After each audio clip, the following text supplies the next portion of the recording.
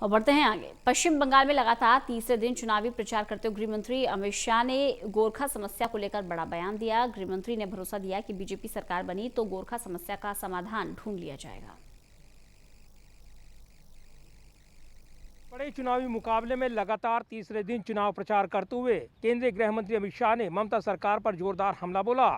इस दौरान दार्जिलिंग में चुनावी रैली करते हुए गृह मंत्री अमित शाह ने गोरखा समस्या और एनआरसी को लेकर बड़ा बयान दिया।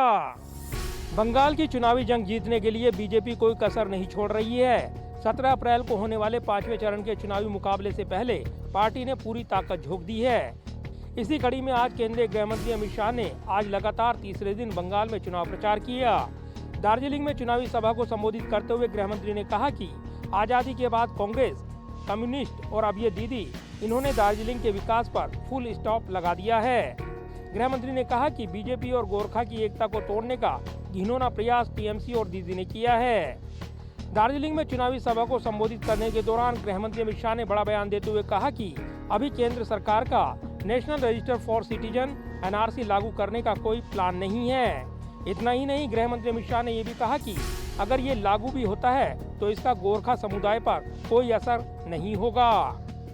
एनआरसी की अभी कोई बात ही नहीं है, मगर भविष्य में भी आएगी। कोई गोरखा का बाल बांका कोई नहीं कर पाएगा।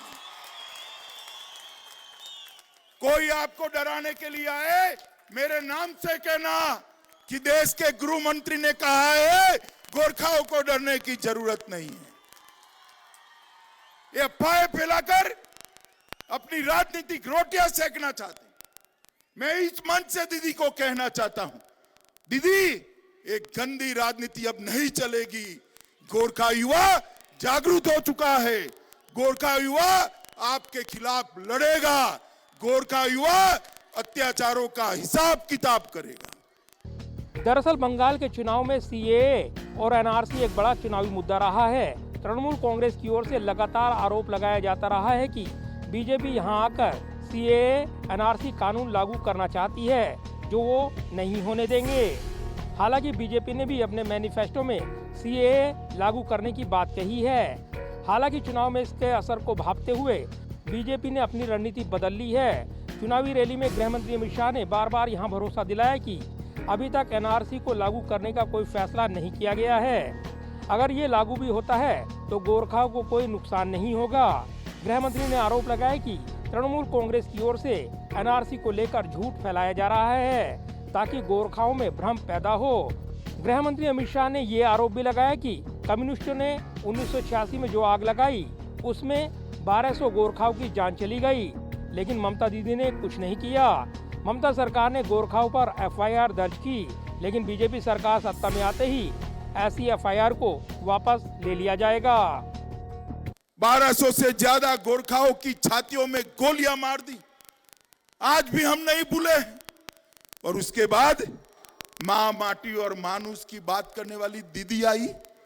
दीदी ने भी कोई कम जुल्म नहीं ढाए, अनेक लोगों को निर्मम हत्या करा दी और हजारों पर मुकदमे दायर कर दिए। मित्रों, उसने मुकदमे राजनीतिक रूप से कुछ लोगों के सिलेक्टिवली वापस लिए।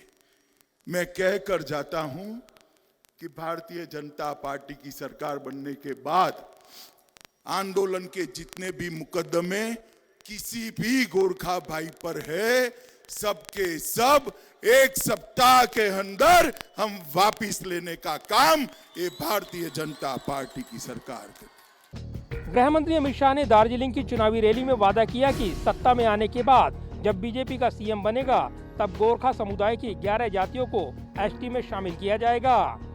इसके अलावा केंद्रीय गृह मंत्री अमित शाह ने पश्चिम बंगाल में बीजेपी के सत्ता में आने पर लंबे समय से चली आ रही गोरखा समस्या का राजनीतिक समाधान ढूंढने का भरोसा दिया है।